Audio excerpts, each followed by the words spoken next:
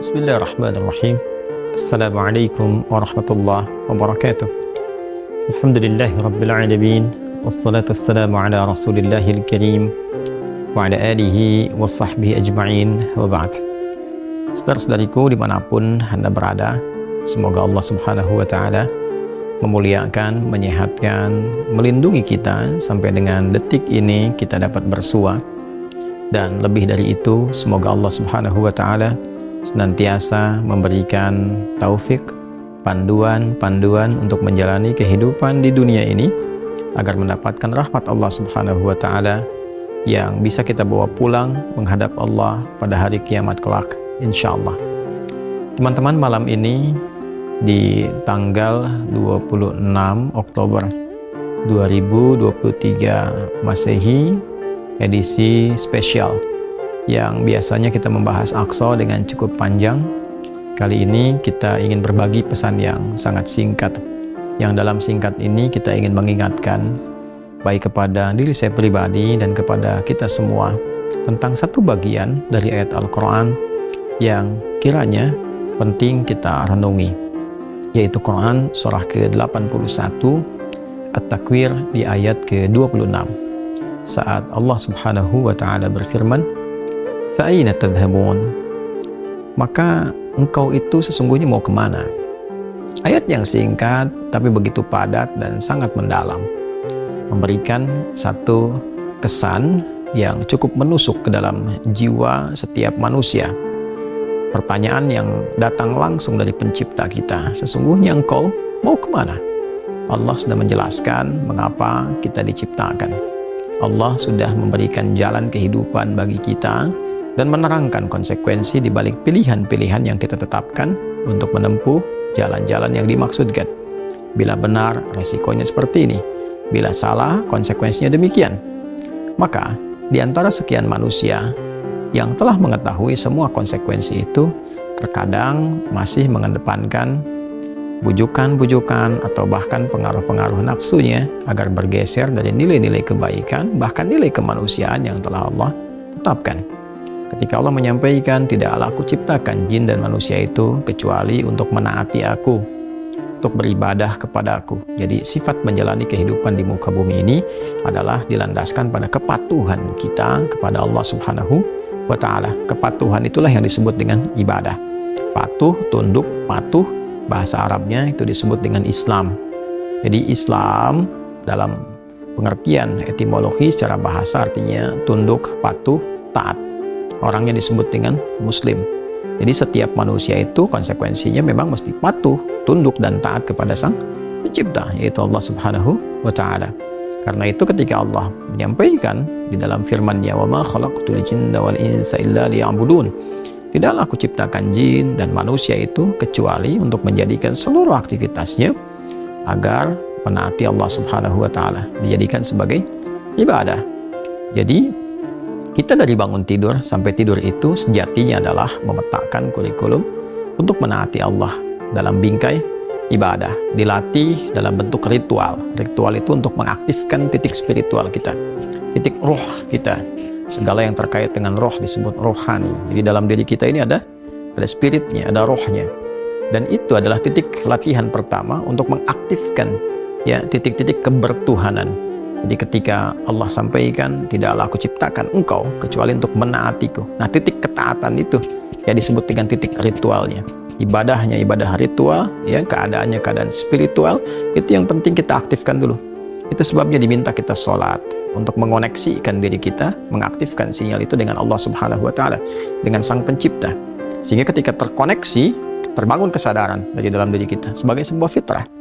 Nanti kesadaran itu yang akan membimbing bagian dari sifat intelektual kita, titik intelektual, ya IQ itu, ya intellectual question. Kemudian nanti titik fisik kita, physical question. Jadi nanti yang menggerakkan adalah titik spiritualnya. Ini yang memberi perintah. Kalau akal itu masih objektifnya normal saja, karena dia hanya mengkonstruksikan pikiran, mengolah data ya jadi informasi menjadi knowledge itu yang akan diteruskan kepada fisik untuk dieksekusi. Ya, bagaimana nanti lisan bicara, seperti apa konstruksi bicaranya, mengatur katanya bagaimana, memilihnya seperti apa, menjelaskannya bagaimana. Tapi perintah untuk melakukan itu sumbernya dari sini. Ya, dari titik terdalamnya. Di dalam itu cuma ada dua. Ada jiwa takwa, ada jiwa fujur. Fa'alhamaha fujuraha wa taqwaha. Maka di dalam diri manusia itu, di titik paling dalamnya itu ada nilai kebaikan, disebut dengan takwa, karakter moral kebaikan. Ada yang buruk disebut dengan fujur. Nama lainnya disebut dengan nafsu. Karena dari fujur keluar su, melewati nafas. Nafas ketemu su jadi nafsu. Quran surah ke-12 ayat 53. Wa ma ubarni'un nafsi innan nafsa la'ammaratum bisu illa ma rahima rabbi. Maka semua tindakan kita, menatap, mendengar, berbicara, bertutur, sampai dengan berjalan, ujung kepala sampai ujung kaki, yang kita jadikan sebagai bagian dari perangkat beraktivitas itu, semua tatanannya, perintahnya kalau tidak dari takwa adalah dari fujur. Kalau bukan dari sifat baik, sifat buruk yang bersumber dari nafsunya. Maka semua kegiatan yang kita desain dalam setiap hari itu kita tata, dan Allah tanya, baik, engkau untuk apa bekerja? Ya Allah, saya ingin mencari rezeki. Baik, bagus, untuk dapat uang. Setelah dapat uang mau kemana? Pengen kaya. Setelah kaya mau ngapain? Beli ini, beli itu. Setelah itu mau ngapain? Ditanya terus sampai ujungnya. Fa'aina tadhhabun, sampai ke titik puncaknya. Kalau kamu sudah meraih apa yang kamu inginkan itu, harta sudah banyak, terkumpul, sudah mewah, rumah sudah megah, mobil melimpah, hidup juga kaya begitu rupa, terus mau ngapain? Ya. Maka orang-orang yang bingung pada akhirnya dia mencari-cari ketenangan. Akhirnya balik lagi, sudah kaya segala rupa, cuma cari ketenangan, akhirnya balik lagi ke desa, nyewa gubuk, nanam kangkung, nanam cabai. Terus kalau memang dengan seperti itu bisa bahagia, kenapa selama ini kerja keras mendapatkan sesuatu yang dikumpulkan?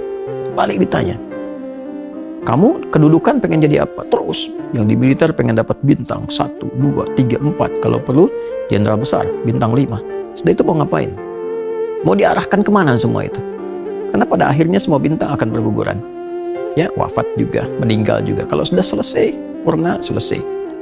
Demikian yang punya ilmu, punya jabatan, macam-macam. Mau diapain? Ya, ketika semua titik itu mencapai pada titik jenuhnya, di akhir itu akan balik kan.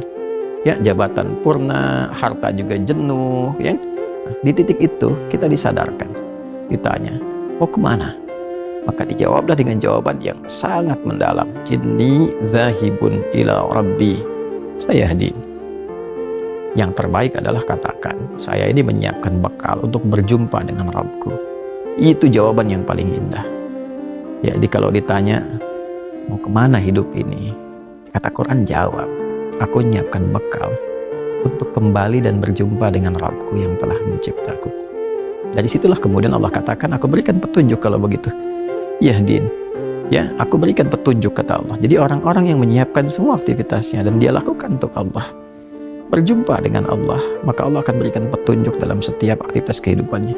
Diberi petunjuk bagaimana mata memandang, telinga mendengar, lisan bicara, sampai kaki berjalan, sehingga dia betul-betul menjadi pengabdi dari Rabb-Nya yang maha menyayanginya. Pengabdi disebut dengan abdun, jamaknya disebut dengan ibadun. Yang maha menyayangi disebut Rahman, maka disebutlah dia dengan ibadur Rahman. Wa ibadur Rahmanil ladzina yamshuna 'alal ardi hauna wa idza khatabahumul jahiluna qalu salama. Demikian di surah Al-Furqan itu. Itulah puncak yang mesti kita ikhtiarkan dalam kehidupan, yang kita selalu sampaikan dan komitmenkan sejak bangun tidur. Dan kita katakan, alhamdulillahilladzi ahyana ba'da ma amatana wa ilaihin nusyur. Terima kasih ya Allah, segala puji hanya milik-Mu yang telah memberi kesempatan hamba menjalani kehidupan. Padahal Engkau telah tahan nyawa hamba tadi dalam tidur. Sesuai ajal Kau berikan kesempatan. Hamba berjanji ya Allah, hamba akan menyebar beraktivitas untuk mencari bekal menghadap-Mu. Saudara-saudariku, sedalam, sejauh, sebanyak kegiatan, aktivitas jabatan yang telah kita kumpulkan, harta benda, pengetahuan, sampai detik ini, apakah betul-betul sudah kita siapkan sebagai bekal untuk bertemu dengan Allah? Atau hanya sekedar mengumpulkan semua itu tanpa arah, yang pada akhirnya bertemu dengan kejenuhan kembali? Renungkanlah malam ini, malam Jumat. Jumat saat manusia pertama diciptakan, diturunkan di surga mengawali misi di dunia, diwafatkan, dan di titik itu kita akan berpisah dengan dunia. Saat azan berkumandang, nampak jelas seluruhnya. Semoga Allah muliakan kita. Selamat merenung. Allahu Akbar. Allahu Akbar. Subhanakallahumma bihamdika asyhadu an la ilaha illa anta nastaghfiruka wa natubu ilaik. Alhamdulillahirabbil alamin. Assalamualaikum warahmatullahi wabarakatuh.